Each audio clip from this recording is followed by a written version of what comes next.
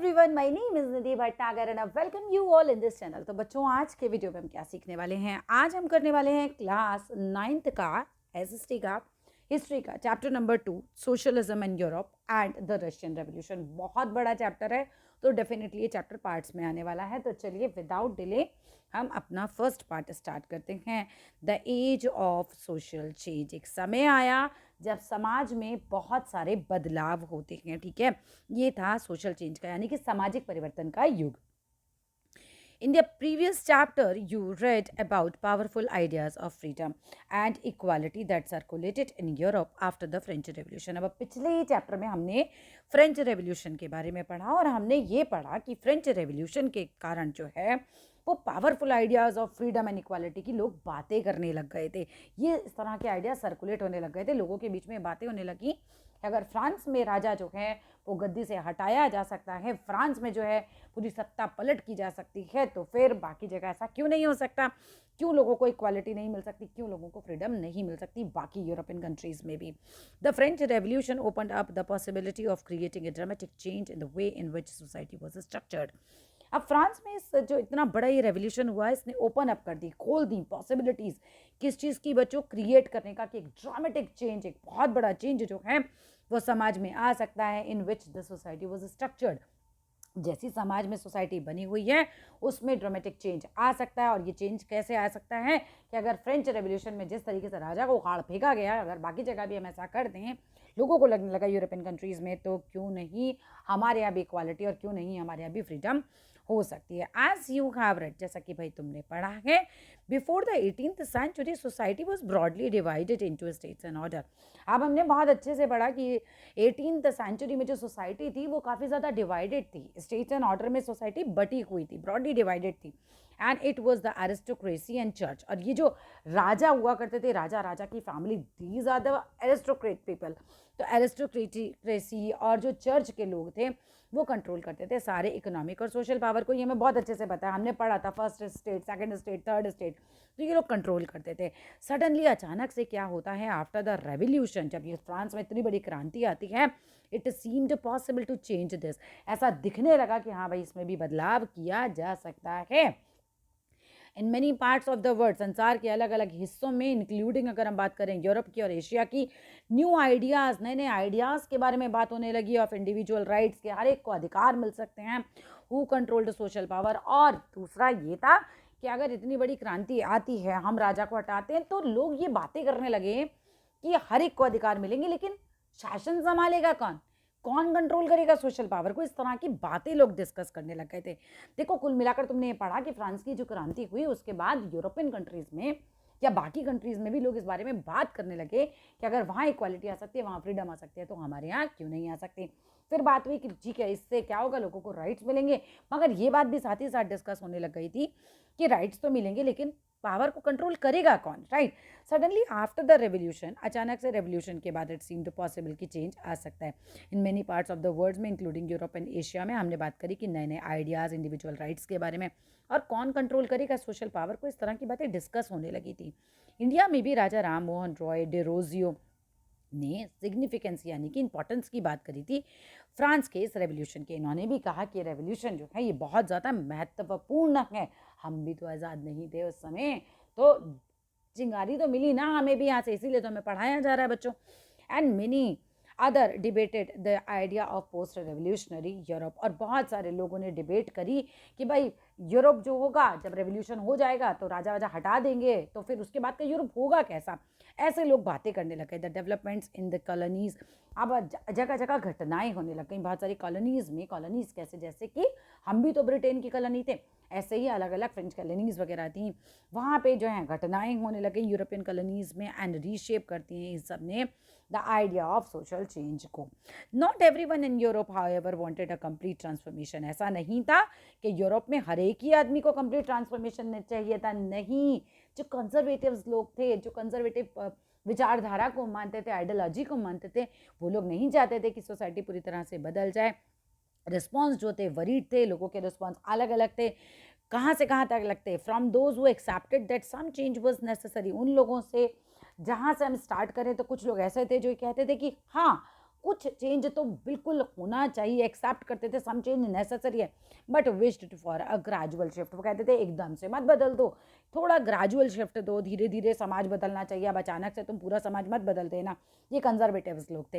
And to those who wanted to restructure society radically, और कहाँ से कहाँ तक के लोग बताए गए हैं, दूसरी तरफ ये वो लोग बताए गए हैं जो कहते थे सोसाइटी को रीस्ट्रक्चर कर दो, पूरा बदल दो। रेडिकली, रेडिकली होता है समथिंग लाइक क्रांति कर दो, पूरा बदल दो। तो ये बताया गया कि दो तरीके के, इस तरीके के रिस्पॉन्स जो थे लोगों के अलग थे। ऐसे विचारधारा वाले लोग भी जो थे, जहाँ से हम कह सकते हैं कि जैसे कहते हैं ना 1 से लेकर 10 तक, तो क्या कैसे कैसे लोग थे, एक इस तरह के लोग थे जो कह रहे हैं कि ठीक है भैया चेंज तो मतलब ज़रूरी है, एक्सेप्ट करते हैं हम चेंज को, लेकिन चेंज को तुम जो है बहुत ग्रेजुअल शिफ्ट करो, तुम एकदम रेडिकल चेंज मत करो।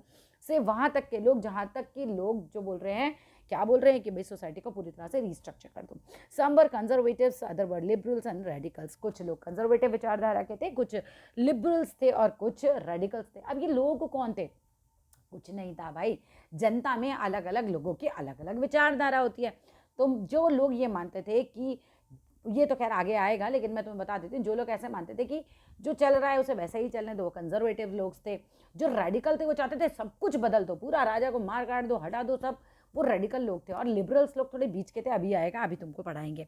तो इस तरह से विचारधारा वाले लोग थे ये, ठीक है। लोग तो वही कॉमन पीपल है, बट इनकी विचारधाराएं अलग अलग थी। What did these terms really mean? अब इन बातों का, ये कंजर्वेटिव थे, लिबरल्स थे या रेडिकल्स थे, इन विचारधाराओं का एक्चुअली में मतलब क्या है? अब कह रहे हैं in context of the time, उस समय के कॉन्टेक्स्ट में। तो ये भी हम आगे पढ़ने वाले हैं। What separated these strands of politics and what linked them together. तो किस चीज़ ने इन तीनों को अलग अलग रखा? तो इन लोगों के विचारधाराओं ने ही इन्हें अलग अलग रखा ना, कि कुछ कैसा सोच रहे हैं, कुछ कैसा सोच रहे हैं, कुछ कैसा सोच रहे हैं, और किस चीज़ की वजह से ये लोग एक साथ मिले, लिंक क्या चीज़ ने किया। तो यही सब चैप्टर में पढ़ाया जाएगा। वी मस्ट रिमेंबर, हमें इस बात को ध्यान रखना चाहिए कि these terms do not mean the same thing in all contexts और ऑल टाइम। ऐसा नहीं है कि इन शब्दों का हर समय में, हर कॉन्टेक्स्ट में मतलब सेम ही हो। वी विल लुक ब्रीफली, हम बहुत ब्रीफली देखेंगे at some of the important political traditions को ऑफ 19th सेंचुरी के, एंड हम देखते हैं कि हाउ दे इन्फ्लुएंस चेंज, किस तरीके से उन्होंने बदलाव किया। देन वी विल फोकस, फिर हम फोकस करेंगे ऑन वन हिस्टोरिकल इवेंट जो कि रशियन रेवोल्यूशन होगा, in which there was an attempt at a radical transformation of society, जिसमें अटैम्प्ट, प्रयास किया गया समाज को पूरी तरह से बदलने का। थ्रू द रेवोल्यूशन, रेवोल्यूशन के द्वारा, इस क्रांति के द्वारा, in Russia socialism became one of the most significant, socialism बन गया बहुत ज़्यादा महत्वपूर्ण और पावरफुल आइडिया, जिसने किसके लिए बना था? शेप सोसाइटी करने के लिए होता है, सोसाइटी को शेप देने के लिए इन द 20th सेंचुरी की समाज कैसा होगा, इस पर बहुत बातें होने लगी। और सोशलिज्म जो था एक बहुत ही महत्वपूर्ण, एक पावरफुल आइडिया बन के निकला। चलिए, पहला पॉइंट आता है लिबरल्स, रेडिकल, कंजर्वेटिव्स। यहाँ से 99% कोई ना कुछ, कोई क्वेश्चन तो तुम्हारा बन के आना ही है। शॉर्ट में आएगा तो वो केवल लिबरल्स के पूछ सकते हैं, केवल रेडिकल्स के पूछ सकते हैं, केवल कंजर्वेटिव्स के बारे में पूछ सकते हैं। लॉन्ग में आएगा तो तीनों का डिफरेंस बनाने के लिए आ जाएगा। आप ध्यान से समझना। One of the groups which looked to change society were the liberals. एक ग्रुप था लोगों का जो कि लिबरल्स का ग्रुप था, जो सोसाइटी में बदलाव चाहते थे, ठीक है। लिबरल्स का पॉइंट बनाओ। पहला point, liberals wanted a nation which tolerated all religions. Liberals ऐसा नेशंस चाहते थे जो कि हर रिलीजन को टॉलरेट करे। अब ये पहला पॉइंट बनेगा। ये वाली बात डालने की ज़्यादा ज़रूरत नहीं जो मैं अब पढ़ा रही हूँ।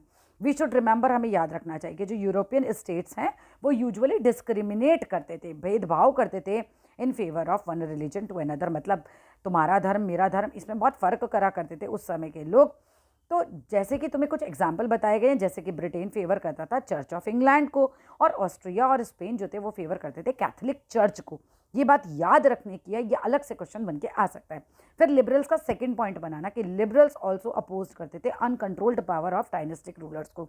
लिबरल ये कहते थे कि राजाओं को इतनी पावर क्यों दे रखी है, नहीं होनी चाहिए, ठीक है। तो तीसरा पॉइंट क्या बनाएंगे? They wanted to safeguard the rights. Liberal चाहते थे कि अधिकारों की जो है वो सुरक्षा की जाए इंडिविजुअल्स के अगेंस्ट गवर्नमेंट, मतलब सरकार के समक्ष सभी लोगों को बराबर के अधिकार मिले, उनके अधिकारों की सुरक्षा की जाए। फिर नेक्स्ट पॉइंट बनाओगे, they argued for representative elected parliamentary government. तो लिबरल्स क्या चाहते थे कि भाई एक सरकार बने जिसमें रिप्रेजेंटेटिव गवर्नमेंट। रिप्रेजेंटेटिव कैसे? जैसे हमारी है, हम चुनाव में चुनते हैं अपने रिप्रेजेंटेटिव को, फिर वो आगे जाके पूरी सरकार चलाते हैं, ठीक है ना। Elected government, elected parliamentary government हो, है ना, इलेक्ट की जाए, ऐसा नहीं हो राजा का बेटा राजा बने। इस तरह की वो गवर्नमेंट चाहते थे, ठीक है। फिर नेक्स्ट पॉइंट बनाना, सॉरी इसी पॉइंट में इंक्लूड करना, सब्जेक्ट टू लॉज। इसमें क्या हो, लॉज कैसे हो, जो इंटरप्रिटेट किए जाएं वेल ट्रेंड जुडिशरी के द्वारा, और वो इंडिपेंडेंट जुडिशरी हो, रूलर्स से और ऑफिशियल से। ऐसा नहीं हो कि रूलर्स और ऑफिशियल्स का उस पर कोई प्रभाव हो। अगर प्रभाव हुआ तो फिर तो बेकार है। अगर मान लीजिए हम ये कहें कि हमारा संविधान ना हो, सभी कुछ मोदी जी तय कर दें, तो फिर तो संभावना है कि वो गलत फैसला कर सकते हैं। लेकिन अब जब पूरा कानून व्यवस्था ही हमारी कानून व्यवस्था पूरा कॉन्स्टिट्यूशन से चल रही है, तो उसमें उनका प्रभाव नहीं पड़ सकता है। ऐसा नहीं, जो नेता भी कुछ गलत करेगा तो उसको भी वही सजा मिलती है हमारे देश में, राइट। तो वो यही कहते थे कि रूलर्स और ऑफिशियल से फ्री होनी चाहिए, इंडिपेंडेंट होनी चाहिए। हाउ एवर फिर भी दे वर नॉट डेमोक्रेट्स। ये पॉइंट भी डालिएगा कि लिबरल्स जो थे वो डेमोक्रेट्स नहीं थे। डेमोक्रेट का मतलब क्या होता है कि वो लोग जो सभी के अधिकारों की बात करें, बट लिबरल्स ऐसा नहीं करते थे। They did not believe in universal adult franchise.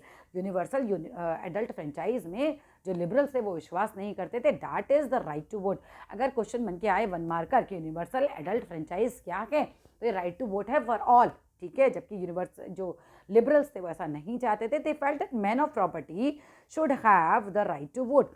वो ऐसा सोचते थे कि जिस आदमी के पास प्रॉपर्टी है उसी को वोट देने का अधिकार होना चाहिए। आदमी औरतों को तो जिक्र ही नहीं है यहाँ पर। They also did not want the vote for women. वो औरतों के लिए अधिकार चाहते ही नहीं थे। अब लिबरल्स के पॉइंट खत्म होते हैं। अब आ जाओ जी अगला पॉइंट जो आता है नेक्स्ट। इन कंट्रास्ट अगर दूसरी तरफ देखते हैं तो रेडिकल्स क्या चाहते थे, wanted a nation in which government was based on the majority of countries population. अब ये लोग ये चाहते थे कि जो सरकार बने ना वो कंट्री की पॉपुलेशन के हिसाब से बने, मेजॉरिटी के हिसाब से बने, जिसको ज़्यादा वोट मिल रहे हैं वो लोग चुनकर आए, ना कि ऐसा हो कि भाई राजा का बेटा राजा बने, है ना। तो या फिर सिर्फ औरतें जो आदमी है केवल वही वोट करें, औरतों को हटा दिया जाए। ये लोग सबके लिए वोट कह रहे थे, ज़्यादा से ज़्यादा पॉपुलेशन की बात ये लोग कर रहे थे। Many supported women suffragette movement. बहुत सारे लोगों ने औरतों के मताधिकार के आंदोलन में भी बहुत ज़्यादा पार्टिसिपेट किया था। किसने किया था, रेडिकल्स ने। लिबरल्स क्या चाहते थे, अधिकार तो चाहते थे वोट का, लेकिन केवल जिस आदमी के पास प्रॉपर्टी है उसके लिए चाहते थे। जहाँ की रेडिकल्स जो चाहते थे वो चाहते थे कि मोस्ट ऑफ द पीपल जो हैं उन लोगों को अधिकार मिले, वो आगे आएँ, वो वोट दें और उससे सरकार बने। दूसरी बात, ये औरतों के अधिकारों को भी चाहते थे। ये डिफरेंस आ सकता है लिखने के लिए आगे। Many supported women suffragette movement unlike liberals. अब लिबरल्स से अलग अगर हम बात करें तो they opposed the privileges of great land owners and wealthy factory owners. अब जो हमारे रेडिकल्स हैं, लिबरल्स को तो नहीं अच्छा लगता था राजाओं को इतनी शक्ति क्यों होती है। यहाँ पर रेडिकल्स ये कह रहे हैं कि जो ग्रेट लैंड ऑनर्स हैं, इतने बड़े बड़े ज़मीनों के जो मालिक हैं, वेल्दी फैक्ट्री ऑनर्स हैं, भाई इनको प्रिविलेजेस, इनको विशेष अधिकार क्यों, इनको विशेष अधिकार नहीं मिलने चाहिए, ठीक है। नेक्स्ट पॉइंट बना के आना, they were not against the existence of private property. अब ऐसा नहीं था कि जो हमारे रेडिकल लोग थे इनको प्राइवेट प्रॉपर्टी से कोई प्रॉब्लम थी। ये कह रहे नहीं प्राइवेट प्रॉपर्टी से हमें कोई प्रॉब्लम नहीं है, लेकिन डिसलाइक करते थे concentration of property in the hands of few. ये कहते थे कि जो प्रॉपर्टी है वो केवल कुछ ही लोगों के हाथ में आ जाए। ये तो सही नहीं है ना कि बहुत बड़ी बड़ी ज़मीनें शहर के शहर किसी एक ही आदमी की हो, जैसे कि राजाओं के टाइम पे होता था। तो ये इस चीज़ का विरोध करते थे। हाँ, प्राइवेट प्रॉपर्टी के विरोधी नहीं थे। यहाँ से प्रश्न आए तो लिख कर आना। फिर बात करते हैं कंजर्वेटिव्स कौन लोग होते थे। कंजर्वेटिव विचारधारा का मतलब पुरानी विचारधारा वाले लोग। They were oppose to radicals and liberals. तो पहला पॉइंट तो यही बन जाएगा कि भाई ये लोग जो थे अपोज करते थे रेडिकल्स को भी और लिबरल्स को भी, तभी तो ये अलग थी उनसे। Next point banana, after the French revolution how ever even conservatives had opened their mind. भाई फ्रांस का रेवोल्यूशन इन्होंने देखा तो ये लोग डर गए, घबरा गए कि नहीं भैया कुछ चेंज तो करना पड़ेगा, नहीं तो बम तो फटेगा यहाँ पर भी।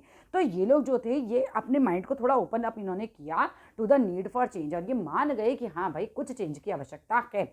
अर्लियर इन अगर 18th सेंचुरी की बात की जाए तो conservatives had been generally oppose करते थे to the idea of change को। तो ये लोग कंजर्वेटिव्स जो थे, मतलब उसके पहले तो अगर हम बात कर रहे हैं तो बिल्कुल भी नहीं चाहते थे कि कुछ भी चेंज आए। किसके पहले, 18th सेंचुरी के पहले। याद करते चलो पॉइंट्स को, है ना। 18th सेंचुरी के पहले तो भैया कंजर्वेटिव्स को बिल्कुल ही चेंज नहीं चाहिए था, लेकिन फ्रांस के रेवोल्यूशन के बाद इन्होंने कहा कि ठीक है भाई कुछ चेंज की आवश्यकता है।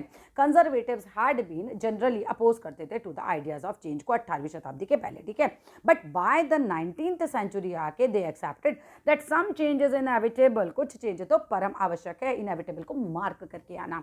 Next, but believed that the past had to be respected. But वो विश्वास ये रखते थे कि पास्ट की रिस्पेक्ट की जानी चाहिए, आप अपने पास्ट को भूल जाएं, ऐसा नहीं होना चाहिए। And change had to be brought about through the slow process, और जो बदलाव आए वो आए थोड़े स्लो प्रोसेस से। ऐसा नहीं कि रातों रात ही तुम सब कुछ बदल दो। कंजर्वेटिव्स को बहुत ज़्यादा चेंजेस तो बिल्कुल चाहिए ही नहीं थे, चेंज भी नहीं चाहिए था इनको, तो चेंज तो फ्रांस के रेवोल्यूशन के बाद इन्होंने एक्सेप्ट किया था। चलिए नेक्स्ट पॉइंट पे आते हैं। अभी इन तीनों का पॉइंट बना लोगे, बन गया लॉन्ग आंसर तुम्हारा। चलिए आगे आते हैं। सच डिफरिंग आइडियाज, अब इस तरह के अलग अलग आइडियाज जो थे अबाउट सोशल चेंज, सामाजिक को बदलने वाले जो आइडियाज थे, ये क्या करते थे, क्लैश करते थे। लिबरल्स कुछ कह रहे हैं, कंजर्वेटिव्स कुछ कह रहे हैं, और तीसरे वाले जो है वो कुछ और कह रहे हैं, रेडिकल्स कुछ कह रहे हैं, कंजर्वेटिव्स कुछ कह रहे हैं, लिबरल्स कुछ कह रहे हैं, तो आइडियाज क्लैश करते थे। Such differing ideas about social change clashed during the social and political turmoil. Turmoil का मतलब होता है उथल पुथल हुई, that followed the French Revolution. France के रेवोल्यूशन के बाद इस तरह के आइडियाज लोगों के अंदर आने लगे। ऐसा समाज होना चाहिए, लिबरल्स कह रहे हैं वैसा होना चाहिए, रेडिकल कह रहे हैं ऐसा होना चाहिए, और इस तरह के आइडियाज जो है आपस में उथल पुथल इन्होंने मचा के रख रखी थी। द वेरियस अटैम्प्ट्स, बहुत सारे अटैम्प्ट हुए at the revolution and national transformation in the 19th century, जिसने मदद करी थी डिफाइन करने में both the limits and potential in political tendencies की। ठीक है, तो ये यहाँ से मुझे नहीं लगता कोई क्वेश्चन आएगा, आगे चलते हैं। अब आती है इंडस्ट्रीज। समाज बहुत ज़्यादा बदलेगा यहाँ पर, ध्यान से समझते चलना, आधे क्वेश्चन तो वैसे ही बन जाएंगे। Industrial society and social change, अब क्या है इसके अंदर, अब दीज पॉलिटिकल ट्रेंड्स, ये जो पॉलिटिकल धाराएं हैं ना, वर साइंस ऑफ न्यू टाइम, ये थी एक नए समय के साइन, है ना।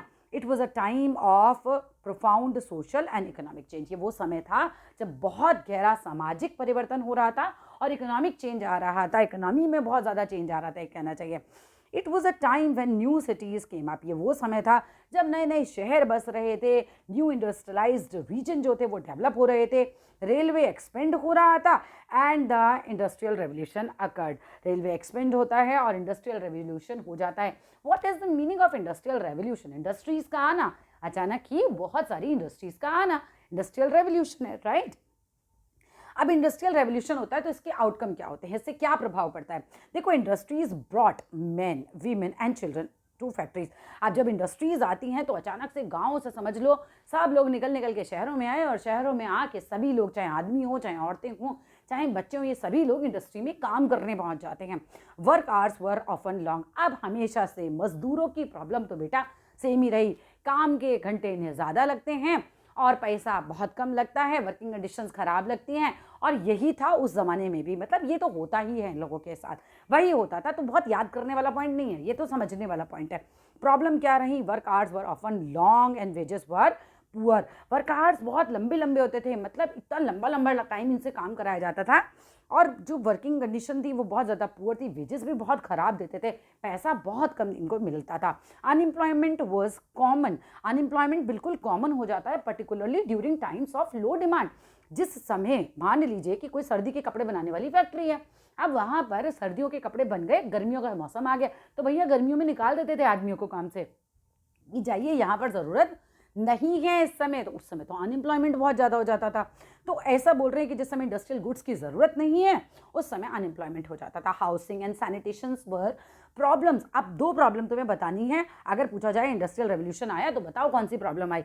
हाउसिंग और सैनिटेशन की बहुत प्रॉब्लम आई। अचानक गाँव से उठ के सब शहर आ जाओगे तो भैया जगह कहाँ है इतनी, है ना, अचानक तो नहीं कर पा जाएंगे, तो बस घरों की बहुत प्रॉब्लम हो गई, साफ़ सफाई सैनिटेशन की बहुत प्रॉब्लम हो गई।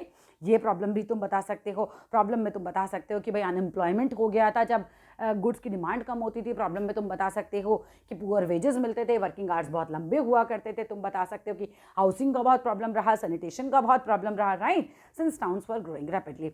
टाउन जब लगातार बढ़ रहे थे तब ये प्रॉब्लम्स आ रही थी, ठीक है। Liberals and radicals search for solutions. अब ध्यान रखना, सॉल्यूशन ढूंढने की बात कौन कर रहा है? लिबरल्स और रेडिकल्स ही बात कर रहे हैं। लिबरल्स और रेडिकल्स, कंजर्वेटिव की बात ही नहीं है यहाँ पे। लिबरल्स और रेडिकल्स को लग रहा था यार ये प्रॉब्लम तो है, इसका सोल्यूशन तो निकालना पड़ेगा। ये लोग जो है इस इशू पे बात करने लग गए थे। लोग बड़ी खराब स्थिति में रहते थे वैसे बेटा। Almost all industries were the property of individuals. अब सरकार की प्रॉपर्टी नहीं थी, जो इंडस्ट्रीज थी वो प्राइवेट प्रॉपर्टी हुआ करती थी। इंडस्ट्रीज जो थी ज़्यादातर वो कैसी थी? इंडस्ट्रीज जो थी वो प्रॉपर्टी ऑफ इंडिविजुअल, अलग अलग लोगों की थी, प्राइवेट थी, समझ लो। Liberals and radicals themselves were property owners and employers, liberals और रेडिकल्स जो थे वो तो खुद ही प्रॉपर्टी के मालिक भी हुआ करते थे, वो एम्प्लॉयर्स भी हुआ करते थे, यानी अपने यहाँ लोगों को काम पे रखते थे। देखो लिबरल्स और रॉयल्स कोई देवी देवता तो थे नहीं, सिंपल, ये भी तो पब्लिक में से ही है ना, ये उस विचारधारा को मानने वाले लोग हैं, सिंपल सी बात है। अगर मैं ये मानती हूँ कि जो भी चीज़ें लिबरल्स के बारे में लिखी गई है, अगर मैं भी इन बातों को मानती हूँ कि हाँ ऐसा ऐसा होना चाहिए, तो मैं भी लिबरल हो गई, राइट। तो अब वो ये कह रहे हैं कि लिबरल जो लोग थे और जो रेडिकल लोग थे, इन लोगों की कंडीशन जो है, इन बेचारे गरीबों की कंडीशन पे दया आई। इन्होंने कहा कि यार इनके साथ बहुत गलत हो रहा है, जबकि तुम्हें ये बताया गया कि लिबरल्स और रेडिकल्स खुद भी जो हैं ये इंडस्ट्रीज़ के मालिक भी हुआ करते थे, है ना, प्रॉपर्टी ऑनर्स भी हुआ करते थे, having made their wealth through trade और इंडस्ट्रियल वेंचर्स। अब इन लोगों ने अपना जो है वेल्थ कैसे बनाया, इन्होंने इंडस्ट्री लगाई, है ना, बड़ी बड़ी इंडस्ट्रीज़ लगाई, व्यापार ट्रेड किया, और इससे इनके पास पैसा आया और ये लोग अमीर हो गए थे। They felt that such effort should be encourage. इनका मानना था कि इस तरह के एफर्ट, व्यापार लगाना, ये सब जो है एनकरेज किया जाना चाहिए, that its benefit would be achieved. इससे क्या होगा, बेनिफिट जो है अचीव किया जा सकता है if the workforce in economy was healthy. बहुत बढ़िया इन्होंने बात कही थी। लिबरल्स और रेडिकल्स का ये मानना था कि जो लोग काम करते हैं, जो हमारी वर्कफोर्स है, अगर वो एजुकेटेड हो, अगर वो हेल्दी हो, सिटीजन्स एजुकेटेड हो और हमारी वर्कफोर्स जो है वो हेल्दी होगी, तो इकोनॉमी डेफिनेटली बेटर हो जाएगी। भाई आज भी तो क्यों पढ़ा रही है सरकार सब बच्चों को, है ना, वो इसीलिए कहती है ना कि फ्री एजुकेशन देंगे। क्यों? क्योंकि जहाँ के लोग एजुकेटेड होंगे वहाँ का समाज जो है अच्छा आगे बढ़ेगा, राइट। तो वही लगभग बात वहीं पर भी वही थी कि यहाँ पर यही समझाया जा रहा है कि लिबरल्स और रेडिकल्स ये मानते थे कि अगर जो वर्कफोर्स है, मतलब इकोनॉमी जो है अच्छी तभी होगी, ठीक है, that its benefit would be achieved, benefit तभी अचीव किया जा सकता है इफ़ जो वर्कफोर्स है इन द इकोनॉमी, हमारी इकोनॉमी में, वो हेल्दी होंगे और सिटीजन्स एजुकेटेड होंगे। चलो, oppose to the privilege of old aristocracy.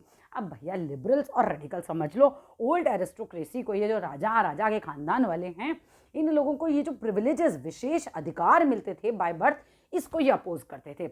और दे फर्मली बिलीव्ड, और ये बिल्कुल इस बात में विश्वास करते थे, in the value of individual effort, कि भाई इंसान अगर कोई इंडिविजुअली एफर्ट मार रहा है, हाँ उसका रिस्पेक्ट करो, लेबर अगर मेहनत कर रहा है उसका रिस्पेक्ट करो, एंटरप्राइज अपना कोई उद्योग लगा रहा है उसको रिस्पेक्ट करो, प्रिविलेजेस उसको मिलने चाहिए, राजा के परिवार वालों को क्यों मिलने चाहिए भाई। If freedom of individual was insured, ये यहाँ से पॉइंट्स याद करके जाना कि ये लोग क्या मानते थे। अच्छा, ये भी मानते थे कि अगर फ्रीडम इंडिविजुअल की इंश्योर हो, यानी कि इंसान स्वतंत्र हो, राजा के टाइम पे क्या, राजा का मूड हुआ तुम्हारा गर्दन कटवा देगा, लेकिन वो ये कह रहे हैं कि अगर फ्रीडम जो है वो इंश्योर हो इंडिविजुअल की, इफ़ पुअर कुड लेबर, अगर गरीब आदमी फ्रीली मेहनत कर से अपना पैसा कमा सकता है, एंड दोज विद कैपिटल, और जिन लोगों के पास पैसा है, कुड ऑपरेट विदाउट रिस्ट्रेंट, वो ऑपरेट कर सकते हैं बिना किसी बाधा के, तो they believe that society would develop, तो उनका विश्वास था तो ऐसे में सोसाइटी डेवलप कर सकती है। यहाँ से अगर ये क्वेश्चन आ जाए कि बताओ लिबरल्स और रेडिकल्स जो हैं वो क्या सोचते थे, सोसाइटी कैसे डेवलप कर सकती है, तो तुम ये वाले पॉइंट बना के आ सकते हो कि freedom of individual was insured if a poor could labour, and those with capital, जिनके पास कैपिटल है, कुड ऑपरेट, वो ऑपरेट कर सकते हैं विदाउट किसी रिस्ट्रेंट के, बिना किसी बाधा के, तब वो सोचते थे कि ये जो सोसाइटी ऐसी वो जो है वो डेवलप हो सकती है। Many working man and women who wanted change in the world, बहुत सारे आदमी और औरतें जो चेंज चाहते थे संसार में, rallied around liberals and radicals group, तो उन लोगों ने क्या किया, लिबरल्स और रेडिकल्स के आजू बाजू इकट्ठा होने लगे। होता नहीं है कि भैया देवी देवता नजर आ रहे होंगे, नहीं नहीं, तो ये लोग ये तो हमारे फेवर की बात कर रहे हैं, हमारे लिए अच्छी अच्छी बातें कर रहे हैं, तो इन्होंने खूब इनके आजू बाजू इकट्ठे हुए। एंड कब हुए थे, अर्ली 19th सेंचुरी में, ध्यान कर लो, अर्ली 19th सेंचुरी में। आगे चलते हैं। Some nationalist, liberals and radicals wanted revolution to put an end to the kind of government established in Europe in 1815। कुछ नेशनलिस्ट, पहले वर्ड पकड़ लो, नेशनलिस्ट कौन होते हैं, जो चाहते हैं कि नेशन बने, जो चाहते हैं कि देश बने, देश की सीमाएं निश्चित हों, देश के अंदर के लोगों को देश से प्यार हो, ना कि किसी राजा से प्यार हो, वो लोग नेशनलिस्ट होते थे। चलो, लिबरल्स, रेडिकल, कंजर्वेटिव, वो समझ में आ गया। अब ये नेशनलिस्ट वर्ड भी समझ में आ गया। नेशनलिस्ट जो होते, लिबरल्स होते, और रेडिकल्स, कंजर्वेटिव की बात यहाँ भी नहीं है, बाकी तीनों की बात हो रही है। नेशनलिस्ट, लिबरल्स और रेडिकल्स, ये तीनों चाहते थे कि जो रेवोल्यूशन है, to put an end some nationalists, liberals and radicals wanted revolutions, वो क्रांति चाहते थे। लोग क्या चाहते थे, क्रांति हो जाए, किस लिए, वो चाहते थे अंत हो, पुट एन एंड हो to the kind of government, जिस तरह की गवर्नमेंट इस्टेब्लिश होने लगी थी यूरोप में 1815 के बाद, नेपोलियन की डेथ के बाद वापस से आया होप, राजा वाजा फिर से एकदम से शासन में आने लगे। तो इन लोगों ने कहा कि नहीं, अब नहीं, अब तो बिल्कुल नहीं। तो ये जो राजा थे उन लोगों को उखाड़ फेंकना चाहते थे, उनकी गवर्नमेंट को स्टैब्लिश होने नहीं देना चाहते थे। In France, Italy, Germany, Russia, चारों जगह याद करके जाइएगा, दे बिकेम रेवोल्यूशनरी। ये लोग तो सब क्रांतिकारी बन गए। कौन कौन सा ग्रुप क्रांतिकारी बना बताओ? नेशनलिस्ट, फिर रेवोल्यूशनरीज और लिबरल्स, ये सब बने थे। रेवोल्यूशनरी सॉरी रेडिकल्स, ठीक है।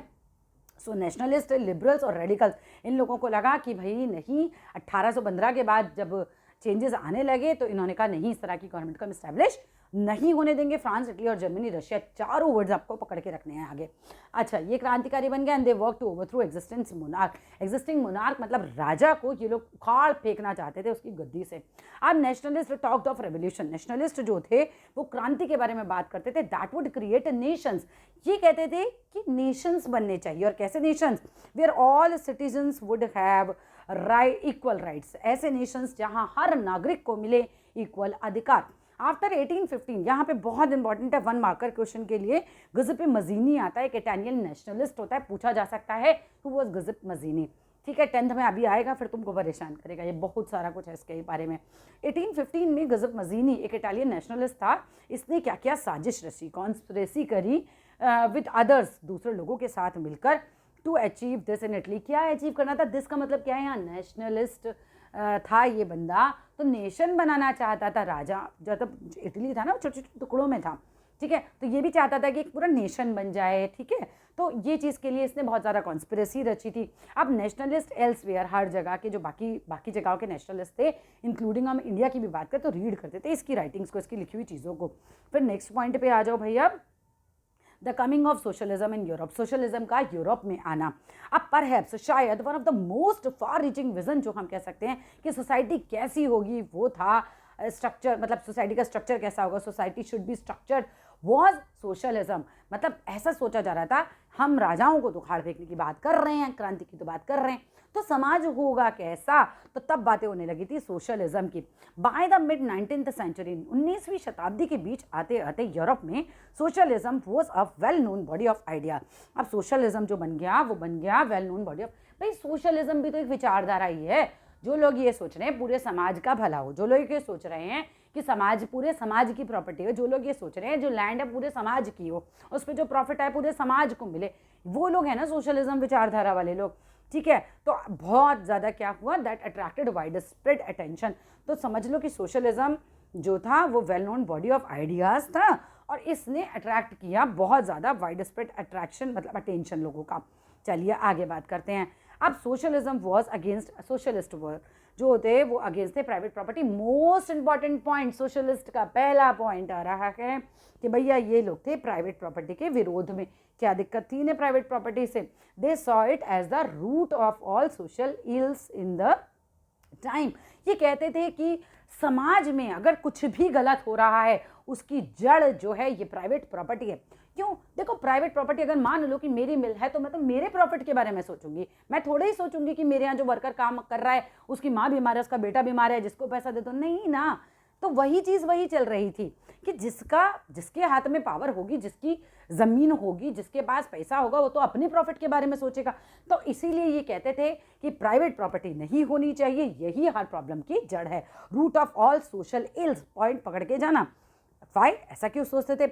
Individuals owned the property. अब इंडिविजुअल जो प्रॉपर्टी का मालिक है, दैट गेव एम्प्लॉयमेंट, ठीक है, जो आदमी एम्प्लॉयमेंट दे रहा है, मेरी फैक्ट्री है, मैं एम्प्लॉयमेंट दे रही हूँ, but the propertied were concerned only with the personal gain.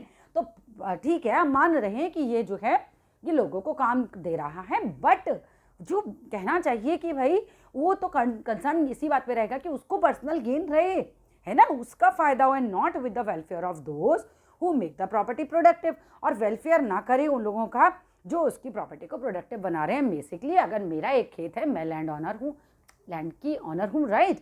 अब मेरे खेत पे 25 लोग काम करते हैं, तो मेरे खेत को प्रोडक्टिव तो वो लोग बना रहे हैं 25 लोग, लेकिन सारा प्रॉफिट किसको मिल रहा है? मुझे मिल रहा है। क्या मैं उनके वेलफेयर के बारे में सोचूंगी उस समय? नहीं। यही चीज़ से इन्हें प्रॉब्लम थी, ठीक है। So if society as a whole rather than single individual controlled property, तो इनका मानना था कि अगर सोसाइटी एज अ होल, मतलब ये पूरा ज़मीन है किसका? पूरी सोसाइटी का है, एज अ होल इस तरीके से काम करते हैं तो क्या होगा? More attention would be paid, ज़्यादातर अटेंशन पे की जा सकती है फिर कलेक्टिव सोशल इंटरेस्ट पर। राइट तब पूरे समाज के बारे में सोचा जाएगा। Socialist wanted this change and campaign for it. Socialist इस तरह का बदलाव चाहते थे और इसके लिए उन्होंने बहुत सारे अभियान भी चलाए, कैंपेन चलाए कि ठीक है भैया ये तो करके रहेंगे। आगे चलते हैं। How could a society without property operate. अब बहुत बड़ा एक क्वेश्चन आ गया यहाँ पे कि सोशलिस्ट ये चाहते तो थे, मगर ये बताओ अगर सोसाइटी में जो प्रॉपर्टी है वो किसी की भी नहीं तो सोसाइटी चलेगी कैसे, है ना। मैं आज ही कह दूं कोई मकान किसी का नहीं है, कोई खेत किसी का नहीं है, कोई फैक्ट्री किसी की नहीं, तो चलेगा कैसे, राइट। अब यहाँ पर अलग अलग लोगों ने अलग अलग आइडियाज दिए। What would be the base of society. तब सोसाइटी का, सोशलिस्ट सोसाइटी का बेस क्या होगा। अब socialist had different visions of the future. अब सोशलिस्ट लोगों का फ्यूचर को लेकर डिफरेंट विजन रहा। Some believed in the idea of cooperatives. कुछ लोगों ने कहा कि कोऑपरेटिव्स बनाने चाहिए। कोऑपरेटिव्स में क्या होता है, सब मिलकर काम करते हैं और जो प्रॉफिट आता है उसे शेयर कर लेते हैं। जिसमें से पहला नाम आता है रॉबर्ट वेन का। इनका टाइम पीरियड याद करके जाना, 1771 से 1858। History is all about dates, तो पक्के याद होनी चाहिए। एक लीडिंग इंग्लिश मैन्युफैक्चरर थे जिन्होंने सॉट टू बिल्ट, जिन्होंने मांग करी थी कोऑपरेटिव कम्युनिटी बनाने की, जिसका नाम था new harmony in Indiana USA में। ठीक है, अब दूसरे सोशलिस्ट भी फील करते थे, they felt that cooperatives could not be build on a wide scale only through individual initiative. अच्छा ठीक है, देखो पहली बात आती है रॉबर्ट वेन की। उन्होंने कहा कोऑपरेटिव बनानी चाहिए, तो बाकी लोगों ने कहा कि कोऑपरेटिव बनानी तो चाहिए लेकिन अकेले से तो संभव नहीं है ना, कुछ लोग बनाएंगे कोऑपरेटिव, ऐसे कैसे समाज चलेगा। तो कहते थे सरकार को कहीं ना कहीं जो है इसमें आगे योगदान देना चाहिए। इंडिविजुअल जो है वो नहीं बना पाएगा, इतना इनिशिएटिव नहीं ले पाएगा। तो दे डिमांडेड दैट गवर्नमेंट जो है एनकरेज कोऑपरेटिव्स, गवर्नमेंट को एनकरेज करना चाहिए कोऑपरेटिव्स को। इन फ्रांस की अगर हम बात करें फॉर इंस्टेंस, उदाहरण के लिए लुइस ब्लॉन्क जो थे वो चाहते थे, वांटेड द गवर्नमेंट, ऐसी सरकार चाहते थे जो इनकरेज करे कोऑपरेटिव्स को। लुइस ब्लॉन्क, याद करके जाओ इनके नाम को और इनके ईयर को, 1813 से लेकर 1882 टाइम पीरियड इनका। वो चाहते थे कि गवर्नमेंट जो है इनकरेज करे कोऑपरेटिव्स को एंड रिप्लेस करे इस कैपिटलिस्ट इंटरप्राइज को। कैपिटलिस्ट का मतलब जो अपनी कैपिटल लगा रहा है फैक्ट्री में, तो कैपिटलिस्ट इंटरप्राइज को हटाया जाए और कोऑपरेटिव्स को लाया जाए। मतलब मान लो कि ये कंपनी है लगाई, वो 25 लोगों ने मिलकर लगाई, 25 लोगों ने लगाई, अब 25 के 25 को जो है प्रॉफिट बच जाएगा, तो ये तो हो गई कोऑपरेटिव वाली। ठीक है, और कैपिटलिस्ट क्या हो गई, एक आदमी ने लगाई और सारा प्रॉफिट अपनी जेब में रख लिया, बाकी लोगों से काम करवाया। अब these cooperatives were be association of people. ये जो कोऑपरेटिव्स होंगे वर बी एसोसिएशन, लोगों के ग्रुप होंगे, हु प्रोड्यूस्ड गुड्स, जो कि सामान उगाएंगे टुगेदर, साथ मिलकर, एंड डिवाइडेड द प्रॉफिट, और प्रॉफिट को डिवाइड कर लेंगे अकॉर्डिंग टू द वर्क, उन्होंने जो भी वर्क किया होगा डन बाय द मेंबर्स। इसके बाद दो नाम और आए हैं यहाँ पे सोशलिस्ट के, एक थे कार्ल मार्क्स, दूसरे थे फ्रेडरिक एंगल्स। ये ऐड करते हैं अदर आइडियाज़ को भी of this body of arguments. भैया इतने सारे आर्ग्यूमेंट्स हो रहे हैं, ऐसा होना चाहिए वैसा होना चाहिए समाज, इन्होंने भी अपनी बात रखी। मार्क्स आर्ग्यू करते हैं, मार्क्स जो है तर्क देते हैं that industrial society was capitalist. अब इंडस्ट्रियल सोसाइटी को कैपिटलिस्ट किसने कहा, 1 मार्कर क्वेश्चन है, याद करके जाना। कार्ल मार्क्स ने कहा था। क्यों कैपिटलिस्ट है, इंडस्ट्री किसी एक की होती थी, सारा पैसा वो रख लेता था, तो वो वही कम, मतलब वही लगाता था कैपिटल, वही सारा प्रॉफिट रख लेता था, तो इसीलिए इन्होंने कहा था कि industrial society was a capitalist. और capitalist owned the capital invested in factory. Capitalist क्या करता है, ओन करता है कैपिटल को, यानी पैसे को जो उसने इन्वेस्ट किया फैक्ट्री में। Sorry, and the profit of capitalist was produced by workers. लेकिन प्रॉफिट तो ये कहते थे वर्कर्स प्रोड्यूस करते हैं ना। In condition, the condition of workers could not improve as long as this profit was accumulated by private company. अब ये कहते हैं प्राइवेट कैपिटलिस्ट अगर इस प्रॉफिट को खुद ही रख लेंगे, ठीक है, तो बताओ क्या कंडीशन कभी वर्कर्स की सुधर सकती है। वो कहते हैं कभी नहीं सुधर सकती अगर सारा प्रॉफिट इनके पास एक्यूमुलेट इकट्ठा हो जाए तो। Workers had to overthrow capitalism and rule of private property. Most important point, Marx क्या कह रहे हैं यहाँ पर, वो कह रहे हैं कि कैपिटलिज्म को उखाड़ फेंको, और वो कह रहे हैं कि रूल ऑफ प्राइवेट प्रॉपर्टी को हटा दो बिल्कुल। ठीक है जी। मार्क्स बिलीव करते थे that to free themselves from capitalist exploitation workers had to construct a radically construct socialist society.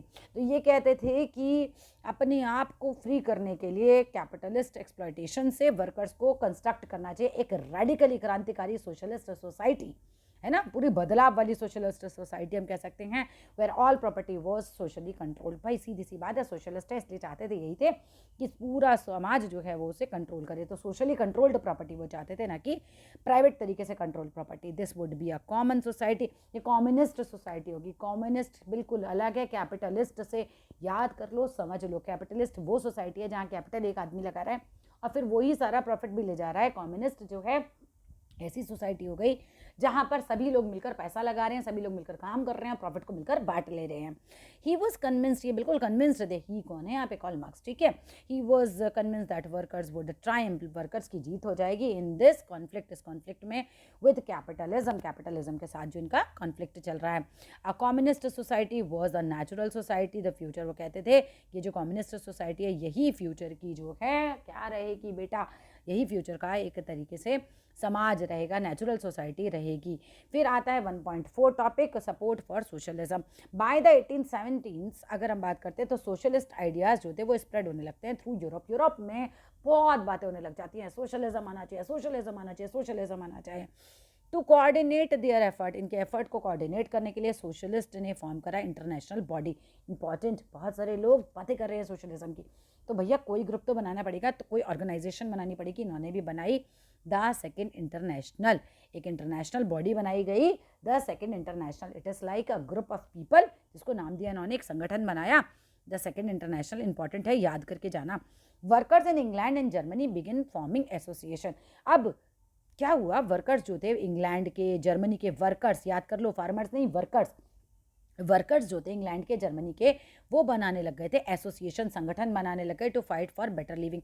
Again वही बात, क्यों फाइट करेगा वर्कर, तो बेटर लिविंग के लिए, बेटर वेजेस के लिए, वर्किंग कंडीशन बेटर करे इसके लिए, तो वो भी इसीलिए फाइट करने लग गए थे। They set up funds to help members in time of distress. अब इन लोगों ने पैसा इकट्ठा करना शुरू किया, फंड को इकट्ठा करना शुरू किया इन टाइम ऑफ डिस्ट्रेस, यानी परेशानी का समय अगर हमारे ग्रुप में किसी भी आदमी पर आए तो हम उसे मदद कर सके, उसकी हेल्प के लिए इस तरीके के फंड इकट्ठे किए गए। जैसा होता नहीं है, जैसे आप 5 दोस्तों का ग्रुप बना लो और आपने कहा कि चलो हम 100 रुपए इस गुल्लक में डालते हैं, अब किसी को भी इमरजेंसी में ज़रूरत होगी तो इसमें से हम दे सकते हैं, ऐसे समझ लो। And demanded a reduction of working hours, और फिर अगेन राइट टू वोट उन्होंने मांगा, और क्या डिमांड करी कि भाई वर्किंग आवर्स को कम करूँ। मैंने बताया वर्कर्स की हर युग में सेम प्रॉब्लम, याद कर लो, वर्किंग आवर्स ज़्यादा है, वर्किंग कंडीशंस खराब है ना, वेजेस कम मिल रहे हैं, तो इसी चीज़ की वो लोग डिमांड कर रहे थे उस समय भी। इन जर्मनी की अगर हम बात करें, these association worked closely with the social democratic party. आप ध्यान करो, अच्छे से समझ लो, जर्मनी में इस तरह के जो संगठन थे बच्चों, वो काम कर रहे थे सोशल डेमोक्रेटिक पार्टी के साथ मिलकर थोड़ा सा।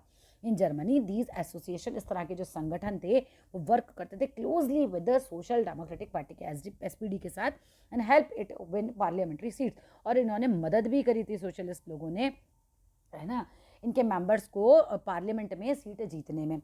अब बाय 1905, 1905 आते आते socialist and trade unionist formed a labour party. इन्होंने क्या बना लिया, जो लेबर पार्टी बनाई ब्रिटेन में, एंड सोशलिस्ट पार्टी बनाई थी फ्रांस में। दोनों में बहुत बहुत अच्छे से याद करके जाना, पूछा जा सकता है कौन सी पार्टी कहाँ बनी थी। लेबर पार्टी कहाँ बनी थी, ब्रिटेन में।